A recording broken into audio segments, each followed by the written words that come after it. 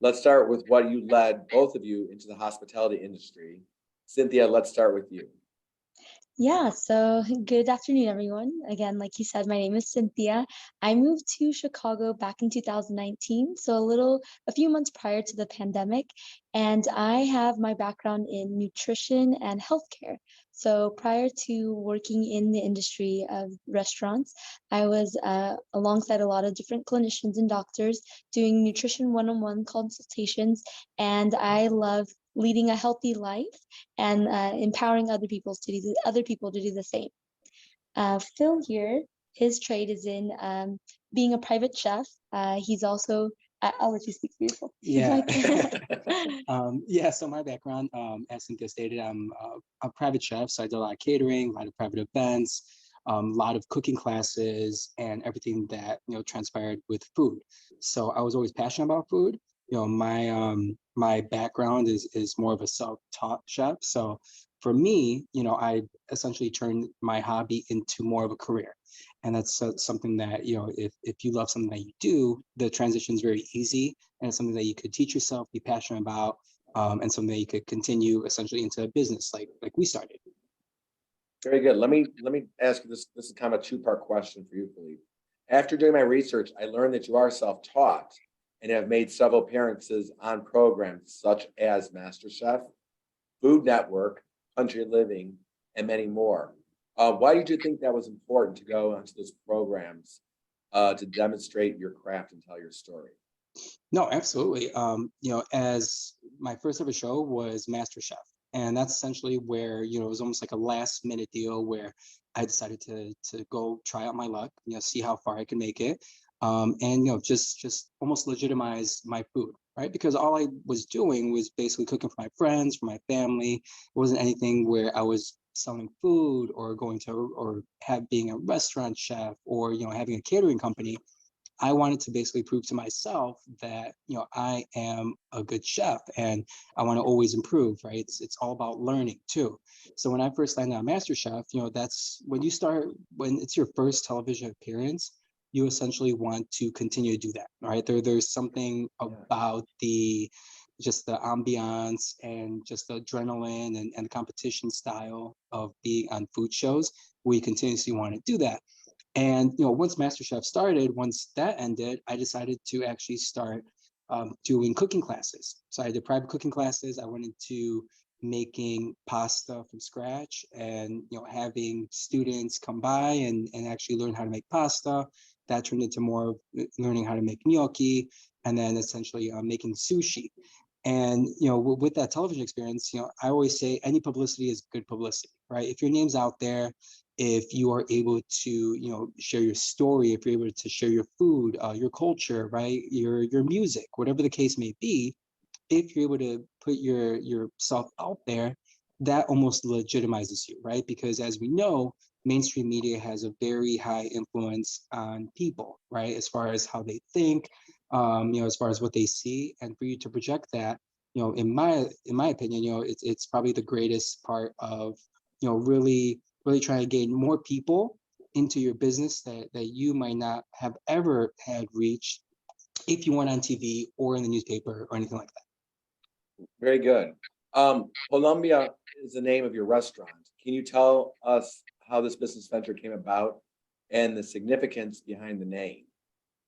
Yes, of course. So during the pandemic, everybody was getting a lot more creative. I unfortunately got laid off with my company. It's a startup company based out in California. Phil was still being able to do a lot of his private chef around the city. But when it came to being creative and coming up with this restaurant, Phil has always wanted to open up a restaurant himself. And when we were eating up on the balcony one day, we just decided to kind of fuse or cook a little bit of Colombian food and a little bit of Polish. As we were dissecting it, talking about it, we agreed that it would be a really good food concept to have a restaurant that would fuse both those two cultures, being that it's never really been done before and that both countries have a lot of similarities. Even though we're in two separate extreme continents, they share a lot in common. So we just started to put our thinking caps on during the pandemic, get as creative as possible, and we decided to name it Polombia, POL are those initials of the Polish, or yeah, Poland, and then Colombia, the ending of our restaurant name. And going back on what Phil was saying about advertisement, a lot of Colombians, especially last month, which was Hispanic Heritage Month here in the United States, came in. There was a lot of influx of Hispanics coming in, and a lot of people that actually come from Colombia take a look at our name and they kind of laugh, kind of like, is this a joke? Only being that the Colombian president accidentally said we need a powerful Colombia, but he said it like this: a powerful Polombia. So that was a little bit of free advertisement, and we always, have a disclaimer saying that we are not affiliated with any party in Colombia, but that's a free advertisement there. All right, so now that we got the idea how you decided to kind of combine the two cultures to infuse your both Polish and Colombian foods, what was the first dish that you created? The first dish that we created was the Emparogi. So that's something that we came up with together. Say one more time. It's called Emparogi. So Okay. it's the child of empanada meets pierogi. So essentially, something that we knew instantaneously that this would be a hit, because everyone can relate to pierogi, right? It's a form of dumpling. Every country has one. And of course, empanada is one of those dumplings per se, but for them it's more fried, or in our sake it's more oven fried, right? So that was something that we knew would work because of the flavors. We have Colombian flavors in there, but we also have the traditional Polish dough with a little bit of spice from the smoked paprika. So, the way they turn out, they puff up. So it's not like a traditional pierogi. They're a little bigger, but they're also not as big as a traditional empanada. So for us to infuse both of those, right, you almost get like this transition where you travel to both different countries, but not essentially knowing what exactly it is, right? So you can, if you're Polish, you can relate to pierogi. If you're Colombian, you could relate to empanada, and that's essentially what we wanted to really fuse the two concepts together and not just throw something in there and try to make it work. We really wanted the flavors to accentuate our cultures. That's great. And while we're talking about food and getting our viewers kind of hungry, I'm getting hungry. Listening to it. Tell me about the creation of the fried pickled chicken sandwich. Yeah, so the fried pickled chicken sandwich, you can find that on YouTube. You could check out the entire recipe and see what we came up with. Nothing to do with Polish or Colombian, right, by any means. However, it's something that, during COVID, both of us had to pivot, right? Our pivot was essentially opening a restaurant. But before then, everything was virtual, right? So I decided to create more recipes, create more content on my Instagram, but also create more content for viewers, right? For people that actually follow me and see how they can make this at home without essentially trying our food or trying my food. They can make it at home. So the creation, I mean, it inspired me to, go outside the box, think outside, something that will be like delicious, something that people can make at home, feel very comfortable, but at the same time be entertained. And the fried pickles, right? I love pickles. It's a huge part. Fermentation, right, is a huge part in the Polish cuisine. So we like to pickle a lot of different things, whether it's cabbage or the pickles or beets, any of those aspects. And I decided to, why not use something that people might already have in the house and incorporate that into a chicken dish, right? Fried chicken, as you know, was huge amongst like Popeyes and KFC, and they had like this insane battle of who's better. So I wanted to go with that trend, create something at home that people can do, make it even better, make it healthier, and use ingredients that they already have in the household. That's great.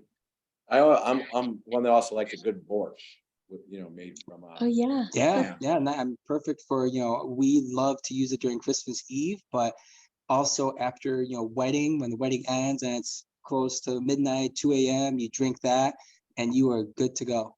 Exactly. Cynthia, you are a nutritionist. Sorry. How were you and Phillipe able to incorporate this nutritional aspect into the dishes that you serve at the restaurant and still make them tasting, satisfying meal for all, and also a nutritional meal? Yeah, no, it's a great question. So as we were developing the restaurant and the ingredients that we were going to choose, we wanted to make sure that there was the healthy aspect of it because, I mean, you never know what dietary restrictions or allergies people may be coming in with. And so when we were curating the menu, we wanted to make sure that we also had gluten-free, vegetarian, vegan options. That way the whole world can try, right? So whenever we were developing the menu, we wanted to make sure that even though both Colombia and Poland are very beet, meat, cheese heavy, we wanted to make sure that we had those vegetarian options. Much like the vegetarian zapikanki, which is my personal favorite dish. Lentils go way back to my grandmother's recipe. Oh, And it's a very simple, basic one, but with lots of love that we make each batch. They're all made small batch. Everything turns out very well. The aroma of the lentils and all the spices that we use accentuate the dish. But I just wanted to make sure that as long as we were making sure that everybody is abiding by what everybody goes by, we came to realize a lot of people are highly allergic to pineapples, and that's very standard in Colombian cuisine. So we can honestly omit that. We can switch it up and change it to one of our other sauces. Some people are allergic to garlic, or they don't like the taste of chopped onions. So there's many different ways where we've been able to respond to customer feedback and make sure that every customer leaves satisfied. That way, even if they have any type of dietary restriction, they can go ahead and still enjoy a Colombian dish and let their palates travel to two different worldly cuisines. wow. That's Yes, great. sir. That's great. I'm going to change the conversation ever so slightly. While I think many of our viewers probably would love to continue talking about the food and the delicious recipes and creations you've created, but let's just talk about the business aspect. Many of our attendees are seeking capital to start or enhance their business. How were you able to secure capital to open the restaurant?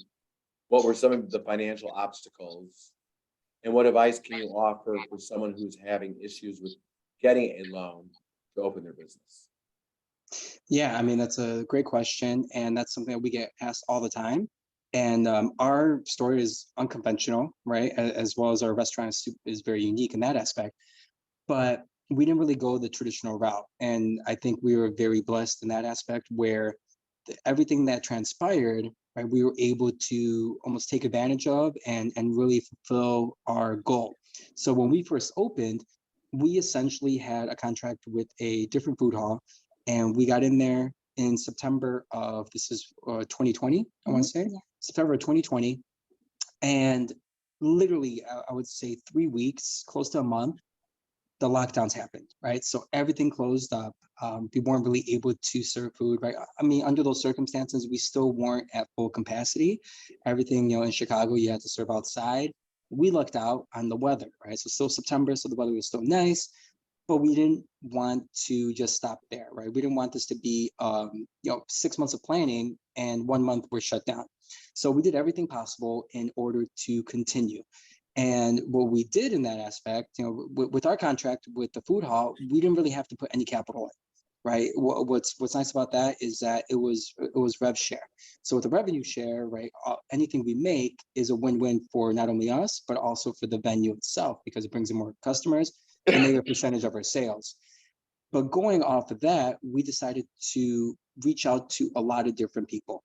So if you guys have any groups, for instance, we're in the West Loop group, right? The Facebook group. We belong to, other Facebook groups around, so like West Town as well, or like Jefferson Park, if you guys are familiar with that. I would reach out to a lot of the people that are in that group because you never know who you may contact In your community. in your community, right? Instagram, Facebook, right? Don't be shy. The worst that can happen is someone telling you no, right? So, Yeah. so even if you ask for a loan, right, that you're able to pay off, the worst mistake that I feel people get into is that they have this idea and they are able to establish that capital, but then they don't really do anything with it, right? So their funds might go towards marketing, but at the end of the day, they don't really have, like, let's say, good merchandise or good supplies or equipment, right, to start that business. So when we reached out and we explained our situation, we're like, if anyone can help us out, as far as, if anyone's in the same situation, because restaurants were all dealing with the same thing. So we were lucky enough to actually someone responded. They also own a business. They weren't open for 2 days out of the week, Saturday and Sunday. So they offered us to be essentially a ghost kitchen and be there for those 2 days, right? Saturday and Sunday. And we did that for about 6 months, right? We paid them rent, again, minimal cost to us, right? We knew how much our food costs would be because we didn't want to over purchase. You know, we're a new brand, we're a new company essentially.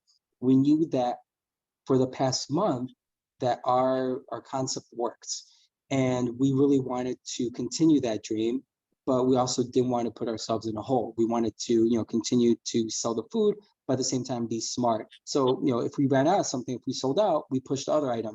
This is why our food's always fresh, right? This is why some people always came back, because they knew that every time they get something, it's made from scratch.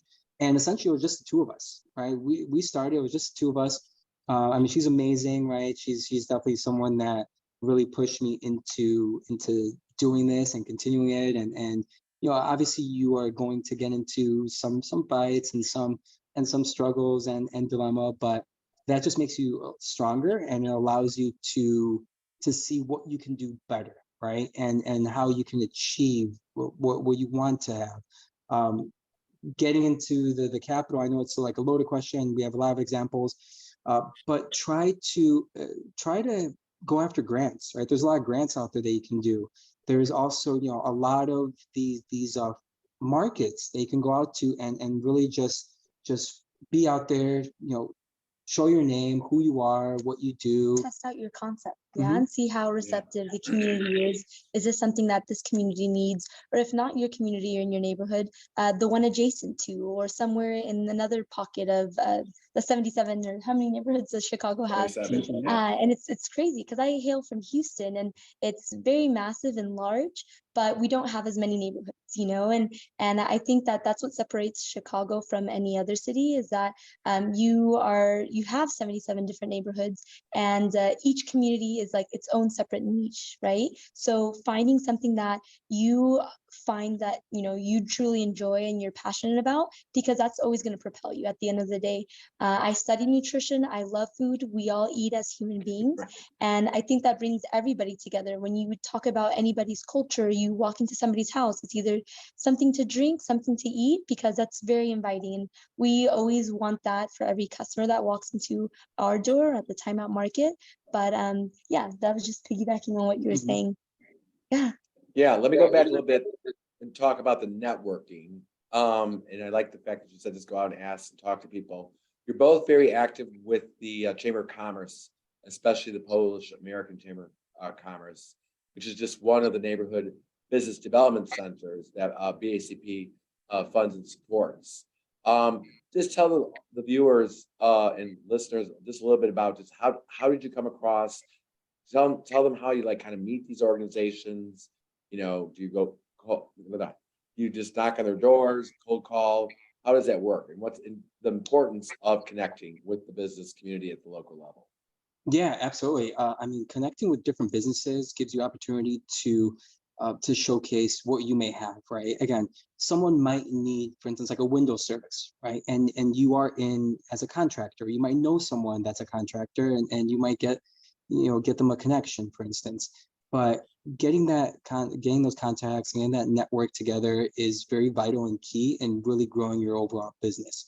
Because even though you might spend, like, let's say $300, $400, $500 a year, that money will literally not only come back to you, but at the same time, you'll also make more money and more business and really start to grow and develop.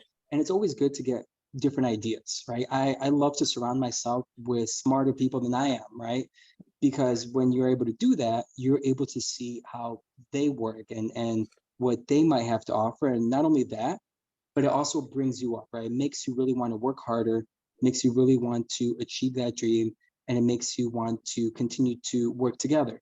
If you help someone out, and let's say they have like a small event, but their budget's not there, make it work, right? Even though obviously we value ourselves, and everyone should value yourselves higher than you even think. Don't ever try to lowball yourself. That's the number one thing that I will always tell anyone, is always value yourself higher than you may even think you are. And the other thing to that is if someone doesn't have that specific budget, you can always work with them. So you might eliminate, like for instance, we might eliminate a high-end dish, but we'll substitute it, right? If we have like a vegan order, we'll make sure to make that work. Even though we don't really have a lot of vegan items, which we want to get this year and we will, we're gonna work with that customer because we know that not only is that something special for them and they know that, but at the same time, we're also able to put our brand out there. So all of a sudden you have these vegetarian, you have vegan friends that might have never heard of us because they assume that we just have meat, as Cynthia was saying, meat and potato dishes and that's it. Now all of a sudden they know that we have like a vegan and vegetarian options too. So always try to make sure if you are comfortable in your overall setting or even uncomfortable, right? Because it's all about being uncomfortable. If you, for instance, go out there and you don't think you can do it, but then all of a sudden you are able to make that connection where you would have never thought you would have, all of a sudden you put yourself in a different position. And now that one person turns to two, turns to four, and so on and so forth. So it's very important to network, very important to know a lot of people, not only in your industry, but in other industries, because you never know who they might know, what they might do. And then 2-3 years down the line, all of a sudden you're able to expand your business because of that one connection they made, that one $300 investment that you put in. Yeah, no, I like that. This is very, very helpful. And I also like the fact that you also like you can meet your accountant, you can meet some of your back office folks. Exactly. I was just going to say that as well. So we actually met PACC through a customer. She is actually Polish and works with PACC. Her name is Alanta, and she was actually in the restaurant and she talked to us about the organization. And I had no clue, being that I am not Polish. And I didn't know how many organizations and community organizations there are, right? So I presented this to Phil. He knew about them, but I mean, we're still very babies in what is the restaurant industry and guiding ourselves. So it was an immediate yes once we got to talk to her more in depth about the organization, because you don't want to reinvent the wheel and try to figure things out on your own. You have a lot of these people who own different businesses and can help you in means of, networking and figuring out, hey, if you need a catering order, I can do that for you. But also in the sense of, hey, what system do you use for payroll? Or how can I get things done around the city of Chicago? Different things where you don't have to necessarily navigate those yourself, but other people have answers or a quick way of navigating things. Yeah, very good. Well, these are all great examples. Let's just turn the topic ever so slightly, and let's talk about social media, which is constantly changing, but is extremely crucial for the success of small businesses in today's world. Can you explain your original social media strategy, and has your strategy changed or stayed the same? So our social media strategy, it's honestly, it builds itself. We're lucky enough to have a very loyal following. We're able to really have people that come in and specifically look for us. So whether they saw like an Instagram post, whether they saw like a TikTok feature, Facebook, any of those aspects, right? This is something that people love to do, and this is the modern day marketing per se. Because not only if they tag us or if they mention us, we love to, of course, re-mention them and showcase their profile. And a lot of people love that, right? They love that aspect where you can interact with this business now, where it's not like back in the day where you have a landline phone, you call your favorite pizzeria or Mexican place or Colombian place if that existed. But you no longer do that, right? And now you have Google, you have Yelp, you have Instagram. I mean, you're constantly being essentially rated, right? And we're in an industry where that has always been the case, where you are always being critiqued, and that you get into that industry, and the only people that really understand hospitality are people that have worked in that industry. So this, if for instance, like let's say you're struggling with trying to really build your social media, offer a giveaway, right? That's the number one thing. People always love giveaways, and they love to interact, and it's following you, and then their friends follow you, but you're also giving maybe like a $20-$30 product, but the return is amazing because let's say you get that one customer, right? They come to you, and all of a sudden, that ROI is returned right back to you. So it's always important to be active on social media. Always try to make sure that you make it fun, you make it engaging. Again, it's your page, right? No Right. one can really control you. It's something that obviously you want to really establish, and you want to make sure that it is really encouraging people to be interactive and be engaging. And even for us, right, a lot of people DM us. So if they want something, if they want to, for instance, ask us, when we're open, or do we have different options, this is what they go through now, is Instagram or Facebook. So always make sure that you don't leave that on the back burner, because that's just as important as your own business. A lot of people follow social media. A lot of people, they want you to reach out, and they want you to respond. So it's a lot different than just calling someone or texting someone or leaving a Google Yelp review. Now social media is something that I feel is almost a priority to other people, and everyone has it on the phone, right? You have it on your phone. Yep. You could easily go on there, look up a business, and then instantaneously know what you're in store for. Which one of you two is the social media guru? I think it's half and half. Okay. Phil's the one that mainly does a lot of the reels. I haven't learned that technique just yet, but again, the reels, the algorithm, the hashtags, everything of that is really important, because that's what people follow nowadays. So you have to stay relevant. The songs and the trends, always looking at other people's, other influencers' reels, to again do some active research on what is the playing field that's currently like for this fall season. You have pumpkin lattes. Of course, we don't sell any pumpkin lattes, but we can maybe incorporate something pumpkin related into our dishes, or some cinnamon, nutmeg, and play with those. So at the moment, we've introduced the fig flavored kawachki, which is our pastries, and they're super delicious. And they also have that fall autumn color, so it's like almost perfect. Mhm. That's great. So October is Polish American Heritage Month. How does the restaurant plan to celebrate? I mean, so with Polish Heritage Month, right? A lot of people don't even realize that it is in October. And we're actually working with Time Out to actually come up with a beer. So we're going to be at the market, and we collaborated with another brand called Maplewood, and we are going to have a special beer, right? That's going to be released for probably 3 weeks, because we have about 3 kegs already prepared, and they're going to come out October 30th. And this is something that we've infused our Polish and Colombian flavor profiles. So this is how we're celebrating, right? With a little bit of beer. We're also going to introduce some Emparogi, which are going to have a different flavor profile. So the Emparogi are going to have a vegan filling now, right? It's going to be 100% vegan. So this is something where we're going to have our traditional Polish flavors, but without the meat, right? Without something that's traditional, and something that everyone can enjoy now, right? Because there's no dietary restrictions. So we always want to enjoy our heritage, and we want to enjoy the Polish and the Colombian aspect, and really showcase that to the public. And the best way that we do it is through food.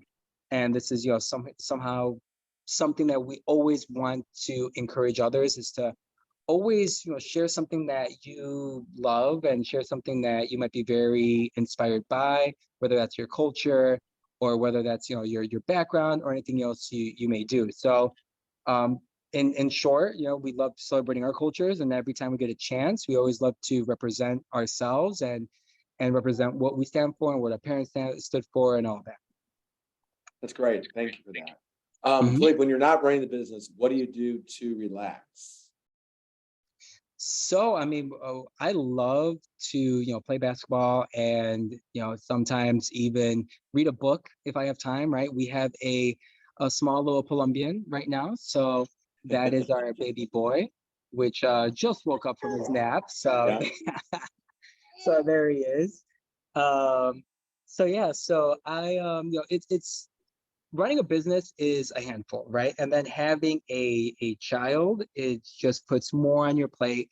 Somehow we're able to run that, and it's a lot, right? But you can do it, right? If you're passionate about it, if you really goal driven, and you aspire to be more, then you could always achieve that. So I love to cook, even though that's what I do on a daily basis.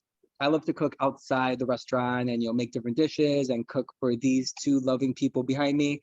And if I don't do that, then basketball or traveling, right? I miss traveling. I want to travel again.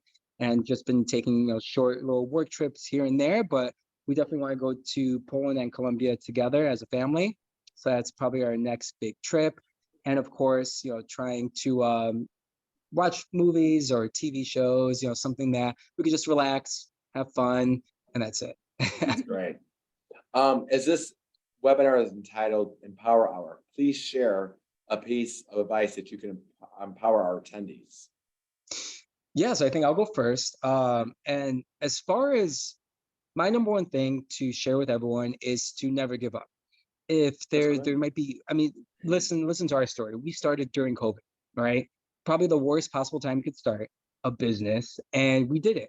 And it's something that we knew that it's going to get better, right? It's going to end eventually, and it's going to get to the point where if you have a good business model, if you have good partners, if you have a solution to a problem that you might have been an inventor, and that's going to work, keep going. You're going to get a lot of no's, right? You're going to get a lot of people that might not believe in you, but as long as you believe in yourself, as long as you believe in your product, you'll always be great, right? It's something that I feel like you're always going to achieve, and you're always going to want to really, really try to drive in that aspect as far as growing your business, right? Because even if you fail at something, that's always look at it as a learning curve, right? You could always learn from that. So don't feel like you are going to fail and then stop, because that's the worst possible aspect of running a business. If you have 1 month that's horrible, 2 months might be great, right? That's already a win, 2-1, right? It's always, you never want to buy high, you always want to buy low, and then just keep going up from there. Don't put yourself in too much debt, right? That's the number one thing that I want to tell people. A lot of times people have a loan, and if you're not able to repay it, or if you don't see yourself that that you are able to repay it in even 2-3 years, that's the worst thing you can do, right? You don't really want to take more money than you don't think you can pay. And then my last thing is, try not to get into a business with for instance, with your friends that will give you money, right? That will give you a loan, because you don't want to lose that friendship if you lose that business, right? Losing a business is very easy to do. It's very easy to recover.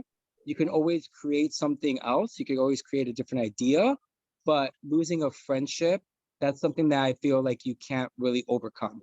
And that's something that, your friends will always be there for you, but don't try to take advantage of them. And then, don't really try, if you don't have the funds and you can't repay. Money's a big thing, right? And especially in our economy in this day and age, it's something that people always need to focus on. Excellent. I think we lost Cynthia for a little bit there. Yeah, she's here attending to the baby. Yeah, that's She's getting okay. a little fussy. That's okay. How old's the baby again? He's 14 months now. Oh, wow. Yeah. Hello. Hello. Sorry, like who's that? Hello, Who's that man everyone. on the computer? So I wanted to say, yeah. I'm sorry. Yeah, going back on the networking, I think that's a strong push for everybody to be a part of some type of community, because there's a lot, you're bigger with numbers, right? So if a community can help you out and help you navigate, they can answer some of those questions that you may not be aware of, that maybe a lot of different business owners, I guess it's a funny question or a funny answer, that they may not know, right? Or you may not know, but they know how to navigate those waters, and they can help facilitate that. And then the more that you are networked and you surround yourself with like-minded people, the business venture itself will just only get easier. You know what I mean? And when I say that there's strength in numbers, you don't feel like you're alone, and like, no question is a stupid question. So you always want to be open-minded and have an open ear, right? Because everybody comes from different walks of life, and people see things differently. And so I think that's something that, even though we're in a virtual setting and a lot of things have been remote and distant, there's strength in people. And I truly believe a lot in humanity. And I think it's one of our strategies as far as connecting with our social media and like all the influencers that we've gotten to meet around these for these years, as well as the organizations that we've been a part of. This is great. Cynthia and Phillipe, thank you for joining us today and sharing your story. Before I turn it over to Stella, who's going to give us some questions from the viewers and listeners, once again, where can people find you? And give us your social media, give us your physical location and how they follow you on social media. Yeah, so we're at 916 West Fulton right now.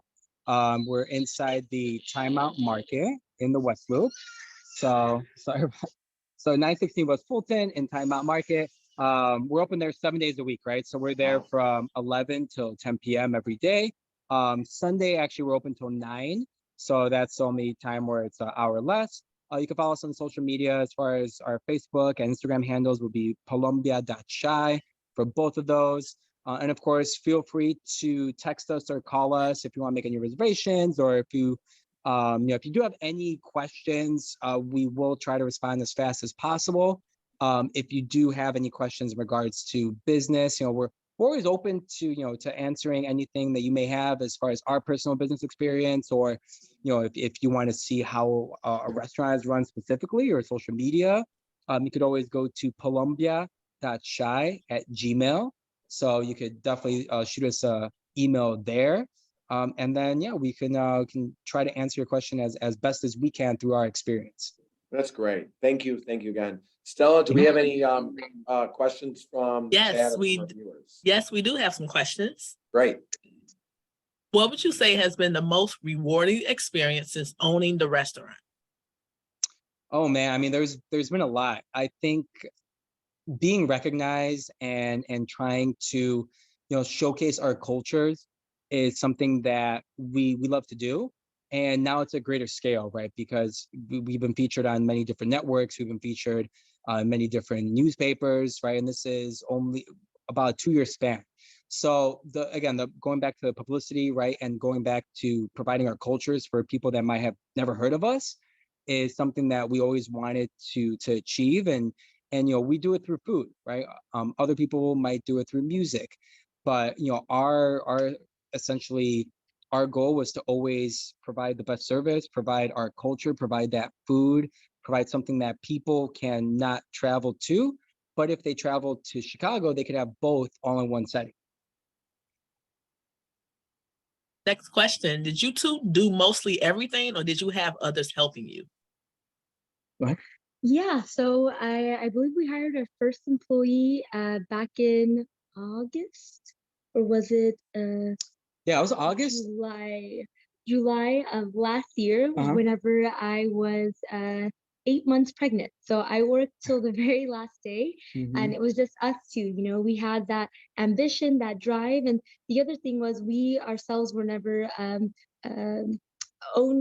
we didn't have employees beforehand, so navigating the waters of getting a payroll system, having an HR department, and all that didn't come till after our son was born. So for about a year and a half, we did it all by ourselves, and now we have an amazing and phenomenal team. And again, there's strength in numbers, and I would say that our employees are more like family to us, because they also carry out the mission of customer service, the culture, and making sure that everything is fresh, ready to order.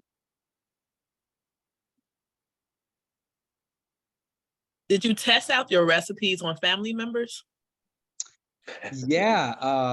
So Cynthia can actually answer that one because she knows the story. She'll tell the story a little bit better than I will. So because my birthday falls around May, and when we were starting to when we were in talks with the other food hall that we were at, those began around April. We had decided that we were going to test out the restaurant, the dishes, with our family and friends. And so we invited everybody over.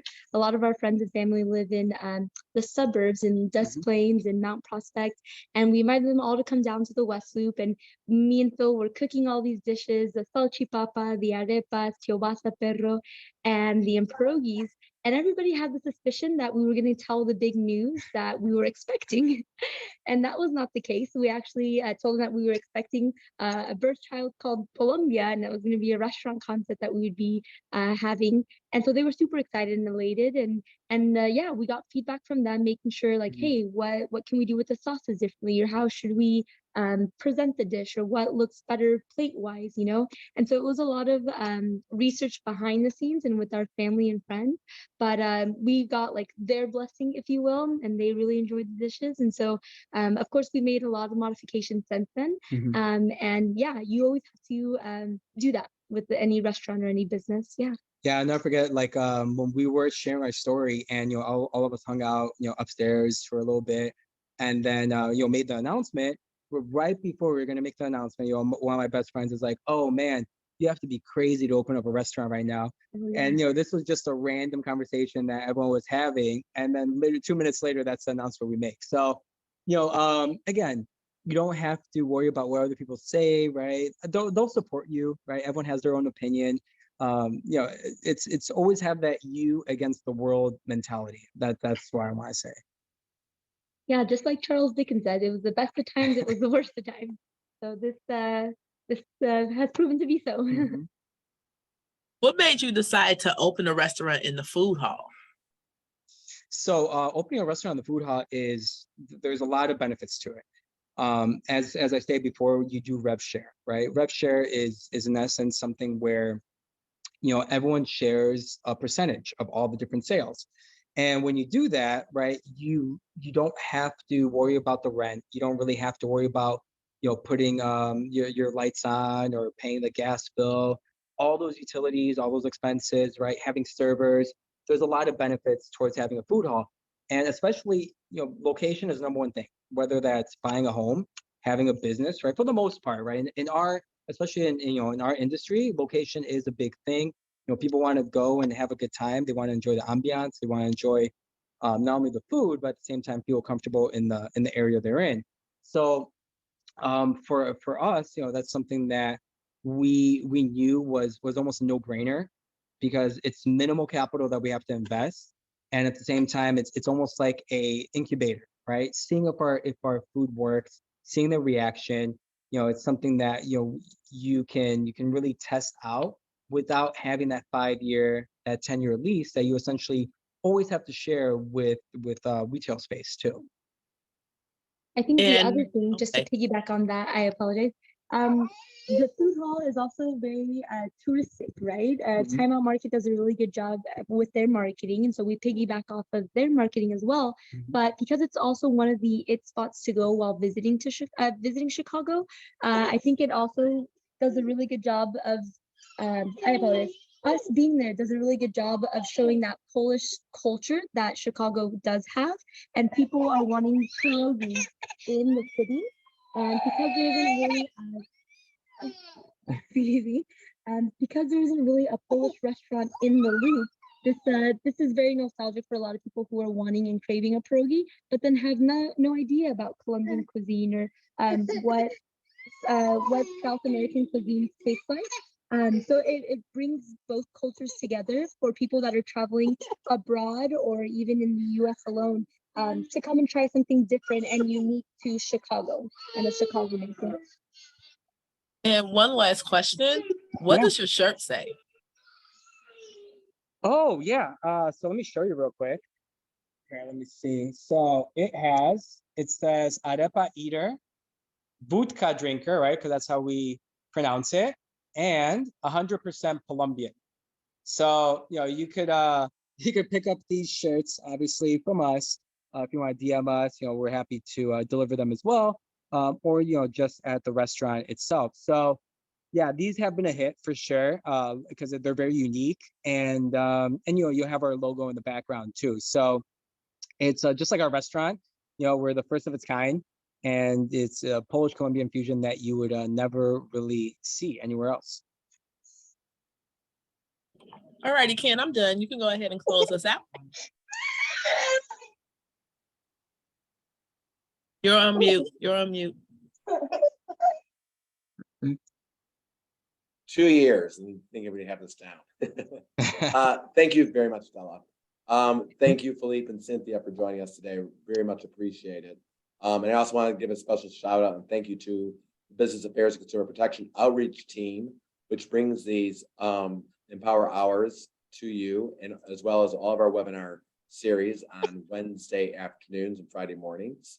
Don't miss our next Empower Hour in November and other business education webinars by visiting chicago.gov/business education.